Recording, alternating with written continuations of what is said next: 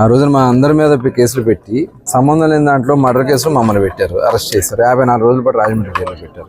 వాళ్ళు కుట్రలు చేశారా? పోలీసుల చెప్పు చేతలు పెట్టుకున్నారా? మేము పెట్టుకున్నామా? ఇవాళ ముఖ్యమంత్రిగా ఉన్నటువంటి చంద్రబాబు నాయుడు గారి మీద కూడా ఒక అక్రమ కేసు పెట్టారు. అందరి నాయకుల మీద పెట్టారు. అచ్చెన్నాయుడు గారి మీద పెట్టారు. ఆయన కూడా అరెస్ట్ చేశారు దాదాపు 70 రోజులు ఆయన్ని. అట్లాగే దేవినేని ఉమా గారిని, ధూళిపాల నరేంద్ర గారిని, ప్రభాకర్ రెడ్డి గారిని, ఎవరిని వదల అందరినీ కేసులు పెట్టి దాడులు చేసిందంతా మీరు చేసి ఇప్పుడు వచ్చి మీరు చేసినటువంటి తప్పిదాలు మీ వాళ్ళే చెప్పారు. మేము చేసిన తప్పే. మీ పోసాని ఏం చెప్పాడు? నేను తప్పు చేశాను, నన్ను క్షమించండి, నన్ను వదిలేండి అంటే తప్పు చేస్తే వదిలేస్తారా? తప్పు చేసి క్షమించండి వదిలేస్తారా? గోడౌన్స్లో బియ్యం దొంగతనం చేసి మా ఆవిడ లేడీస్ అని చెప్తే వదిలేస్తారా?